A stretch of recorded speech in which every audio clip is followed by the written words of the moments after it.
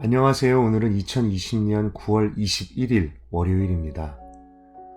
오늘 어제 주일 예배 때 들었던 설교 말씀을 가지고 함께 묵상하며 나누기 원합니다. 함께 읽고 묵상할 주님 말씀은 빌립보서 2장 1절에서 11절 말씀입니다.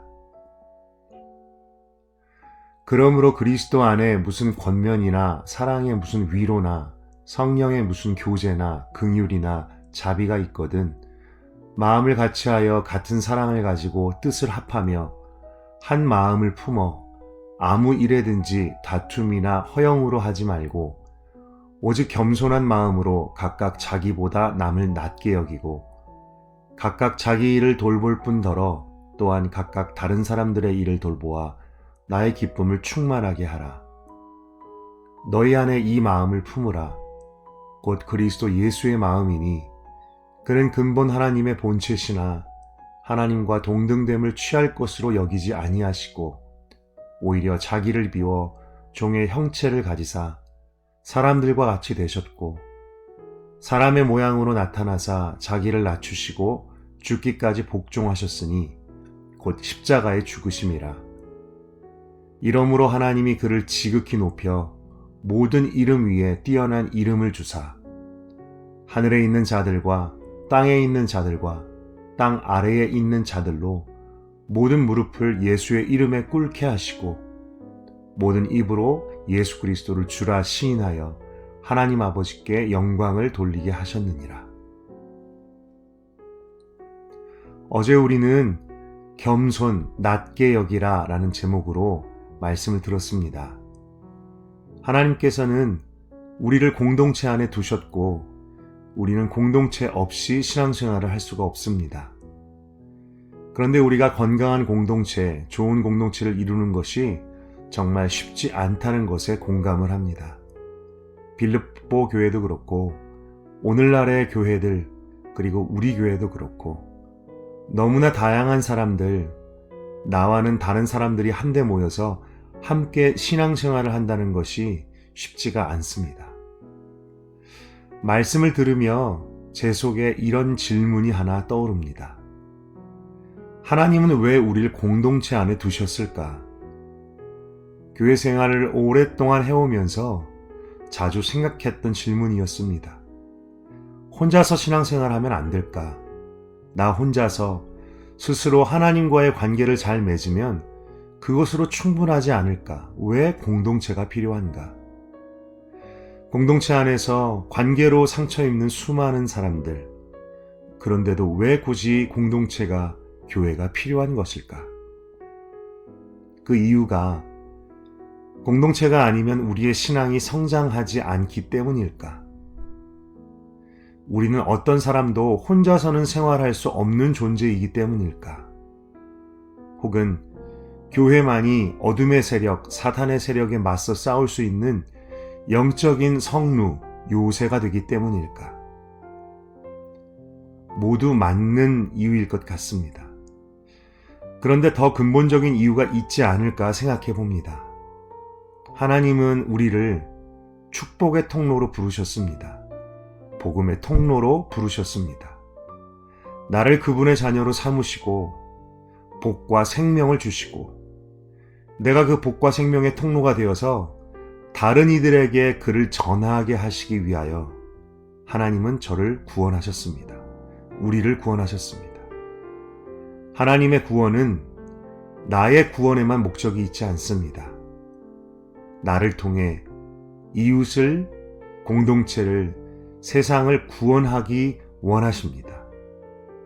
이것을 잊고 하나님께서 나를 택하시고 구원하신 목적이 나의 생명과 나의 구원으로만 끝난다면 그것은 하나님께서 나를 지으시고 나를 그분의 백성 삼아주신 목적, 그 뜻을 잃어버리게 되는 것이지요. 마치 예수님 당시의 유대인들이 자신들을 복의 통로로 부르신 하나님의 뜻을 잊어버린 것과 똑같은 것이 됩니다. 그렇기에 공동체는 하나님의 구원의 계획의 일부입니다. 나를 구원하신 하나님의 계획은 내가 공동체 안에서 다른 사람들과 만나고 어울리며 때로는 부딪히고 깎이고 갈등하면서 그 속에서 내가 하나님께 받은 것들을 다른 사람들에게 흘려보내고 나누는 것, 또한 다른 사람들이 하나님께 받은 것을 내가 받고 받는 것. 이 가운데 주님의 생명이 흘러가고 돌고 돌게 됩니다. 그리고 이것이 점점 확장되어서 교회 밖으로 믿지 않는 사람들에게 그리고 땅 끝까지 흘러가는 것이지요. 이것이 세상을 구원하시는 하나님의 뜻이고 방법입니다. 그렇기 때문에 나만 구원받고 나만 하나님과 관계를 잘 맺는 것은 의미가 없습니다. 세상을 구원하시고 구속하시고 새롭게 하기를 원하시는 그 하나님의 뜻, 그 가운데 공동체는 반드시 있어야 하는 것입니다. 그렇다면 좋은 공동체의 하나됨을 이루는 데 반드시 필요한 겸손이라는 것은 단순히 나 개인을 위한 좋은 덕목이 아니라 하나님의 구원의 뜻을 온 세상에 이루는데 반드시 필요한 것이 됩니다. 나는 이것을 모른 채 얼마나 다른 사람을 탓하고 원망하고 다른 사람을 나보다 낮게 로우하게 여기며 공동체를 달갑지 않게 여기며 살아왔는지, 저는 참으로 겸손하지 못했고 주님의 마음을 알지 못하고 품지 못하고 살아왔던 것 같습니다. 설교 말씀 속에서 나누셨던 예화처럼 저 자신도 얼마나 좋은 공동체, 완벽한 공동체를 찾아다녔는지 모르겠습니다. 나와 잘 맞는 교회, 성향이 잘 맞고 신앙의 색깔이 잘 맞고 나를 존중해주고 나를 상하게 할 사람들이 없는 나와 잘 맞는 교회. 그러나 그것이 너무나 좁은 생각이었다는 것을 깨닫습니다. 좋은 공동체를 원한다면 내가 지금 속한 그 공동체 안에서 내가 먼저 예수님의 마음을 품고 겸손을 이루어야 한다는 것이지요. 공동체는 정말 쉽지 않은 것 같습니다. 나와는 다른 사람들과 함께하며 맞추고 나를 낮추는 것. 빌립보 말씀, 그 교회처럼 공동체가 어려운 것은 너무나 당연하며 그 하나됨을 이루기 위해서 이것은 결코 저절로 되지 않습니다. 노력이 필요하고 그 노력을 이룰 수 있는 성령의 도우심과 은혜가 반드시 필요합니다. 설교 말씀 가운데 무엇이 겸손한 것인가 구체적으로 3가지를 들었습니다. 첫 번째, 나보다 남을 낮게 여기는 것. 단순한 자기 비하로 나를 낮추는 것. 겸손은 그런 것이 아니라 오히려 다른 사람을 낮게 높게 여기고 인정하고 존중하는 것이지요. 그런 의미에서 겸손은 다른 사람을 존중하는 것과 같습니다. 그리고 그런 눈으로 공동체 안에 다른 지체들을 볼 때에 우리는 그들의 장점을 발견하고 마치 바나바처럼 그들을 세워줄 수 있게 됩니다. 두 번째로 다른 사람의 일을 돌보는 것이라고 하였습니다. 내가 중요한 만큼 다른 사람도 중요한 것이지요. 이것을 발견하는 것이 겸손의 마음을 갖는 것 같습니다. 내 일이 중요한 만큼 다른 사람의 일도 중요하다라는 것. 내 마음이 중요하기 때문에 상처받지 않아야 하는 것처럼 다른 사람의 마음도 중요합니다.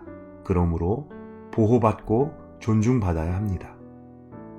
내 뜻이 옳다고 생각되고 중요한 것처럼 다른 사람들의 뜻도 충분히 옳고 더 중요합니다. 앞서 나누었던 것처럼 겸손은 다른 사람을 존중하는 것, 그런 마음이라는 것을 배웁니다. 그리고 세 번째로 겸손은 예수님의 마음을 품는 것입니다. 겸손은 원래 하나님 앞에서 내 자리를 아는 그 마음이라고 합니다. 하나님 앞에서 내가 있어야 할 자리, 하나님을 인정하고 그분을 높이고 나를 낮추는 마음. 그런데 문제는 내가 하나님 앞에서 나를 낮추는 것처럼 다른 사람들 앞에서도 동일한 마음을 갖는 것, 이것이 어렵습니다. 하나님이야 당연히 높으신 분이시고 그런 대접을 받아야 하시는 분이시니 내가 주님을 높이고 나를 낮출 용의가 충분히 있습니다. 그렇지만 다른 사람들은 안 그렇지 않습니까? 라고 생각을 하지요. 이상한 사람들, 용납하기 어려운 사람들, 나를 존중하지 않는 사람들, 나와는 너무나 다른 사람들, 내가 이런 사람들을 향해서도 겸손하고 그들을 존중해야 되는가? 그들을 나보다 낮게 여기며 높게 여기고 그들의 일들을 돌보아야 하는가? 나는 하나님 앞에서는 겸손할 수 있지만 다른 사람들 앞에서는 그렇게 못하겠다 라고 생각합니다. 그런데 과연 그럴까요? 말씀을 듣고 다시 한번 묵상하는 가운데 겸손과 사랑이 매우 비슷하다라는 생각을 합니다. 요한 사도가 요한일서 4장 20절에서 이렇게 말했지요. 누구든지 하나님을 사랑하노라 하고 그 형제를 미워하면 이는 거짓말하는 자니 보는 바 그 형제를 사랑하지 아니하는 자는 보지 못하는 바 하나님을 사랑할 수 없느니라. 형제를 사랑하지 않는 사람은 하나님을 사랑할 수도 없다라고 합니다. 겸손도 동일한 것 같습니다. 형제와 자매, 이웃, 공동체 안에서의 다른 지체들, 다른 사람들 앞에서 겸손하지 않은 자는 보이지 않으시는 하나님 앞에서도 겸손할 수 없다는 것이지요. 하나님께서는 내 앞에서 너희가 자신을 낮추는 것처럼 다른 사람들 앞에서도 자신을 낮출 수 있어야 한다라고 말씀하시는 것 같습니다. 정말 말씀 가운데 제 속에 깊이 깨닫게 해주시는 것은 정말 우리의 신앙은 하나님과 나와의 관계로 끝나지 않는구나 라는 것입니다. 우리의 믿음, 우리의 신앙, 우리의 구원은 공동체를 떠나서는 의미가 없습니다. 예수님께서는 자신이 받아야 할 모든 권리와 특권을 주장하지 않으셨습니다. 온 세상의 찬양과 경배를 받으셔야 될 분이 낮고 천한 사람들을 섬기시고 그들의 발을 씻기셨습니다. 자신과는 도무지 맞지 않고 어울리지 않을 죄인들, 세리와 창녀들과 함께 어울리시고 식사하셨고 도무지 말씀을 깨닫지 못하고 변하지 않는 말이 통하지 않는 이들과 3년간 함께 먹고 자고 생활하셨습니다. 예수님은 정말 겸손하셨습니다. 그런데 이 겸손의 마음을 품고 행하신 것이 하나님의 구원의 뜻을 이루시기 위함이었다라는 것을 생각해 봅니다. 하나님의 구원의 뜻을 세상에 이루기 위해서. 겸손은 나의 구원을 넘어 하나님의 구원을 세상에 이루는 통로라고 하였지요. 너희 안에 이 마음을 품으라 곧 예수 그리스도의 그리스도 예수의 마음이니 바울의 목소리를 통한 하나님의 말씀처럼 우리가 예수님의 겸손의 마음을 품고 나보다 남을 낮게 여기고 다른 사람들의 일을 돌아보고 서로 한 마음을 품는다면 내가 속한 한우리 공동체 안에 하나님의 뜻이 이루어질 줄로 믿습니다. 그리고 내가 속한 가정 안에도 주님의 구원의 뜻이 이루어질 것입니다.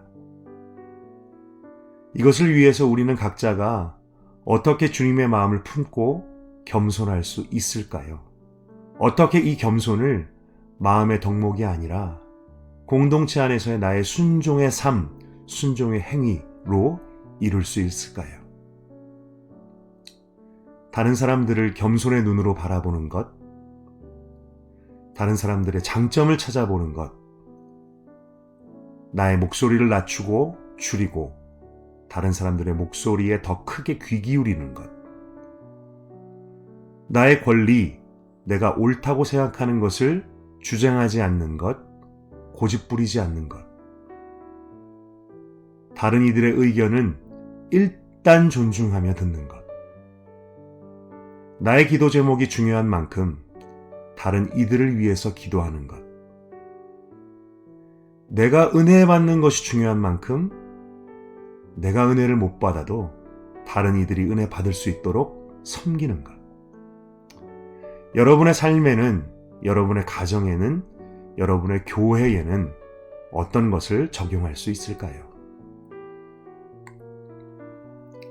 이 시간 두 가지 질문을 가지고 함께 묵상해 보기 원합니다. 겸손은 하나님의 구원의 뜻을 세상에 이루는 통로이다 라는 말에 대하여 어떻게 생각하십니까? 당신은 구원이라는 것은 나와 하나님 사이의 문제라고만 생각하고 있지는 않았습니까? 당신이 예수님의 마음을 품고 당신의 가정과 교회, 일터에서 이루어야 할 겸손의 모습은 무엇일까요? 자신의 삶에 말씀을 적용해 봅시다. 이 시간 함께 묵상하기 원합니다.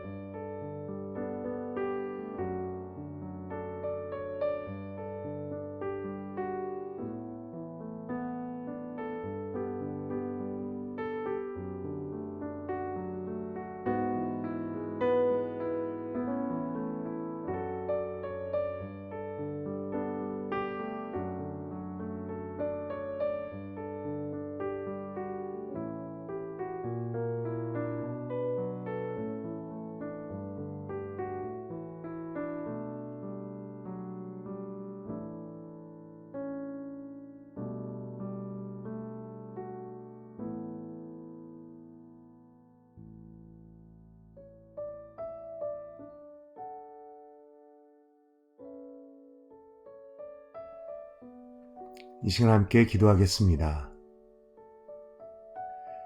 하나님 아버지 말씀 속에서 우리의 구원은 나 개인의 문제가 아니라는 것을 배웁니다. 우리의 믿음, 우리의 신앙, 우리의 구원은 정말 나를 통해 온 세상까지 연결되는 정말 공동체를 떠나서는 의미가 없다는 것을 배웁니다. 그렇기에 겸손은 너무나 중요합니다. 주님의 뜻이 나를 통해서 세상으로 흘러갈 수 있는 하나님 아버지, 그렇기에 정말 겸손하기 어려워도 겸손할 수 있도록 도와주시옵소서. 하나님, 때로는 화가 나고 억장이 무너지고 마음이 상한다 하더라도 예수님께서 그렇게 하신 것처럼 그 마음을 품고 겸손하게 하소서. 하나님 아버지, 그리고 겸손이 우리의 마음의 덕목으로 끝나지 않게 하시고 이 말씀이 우리의 삶으로 연결되고 순종될 수 있도록 도와주십시오. 주님, 다시 한번 겸손을 통해 세상까지 주님의 구원의 뜻이 나를 통해 이루어지게 하시니 감사합니다. 예수님의 이름으로 기도드렸습니다. 아멘.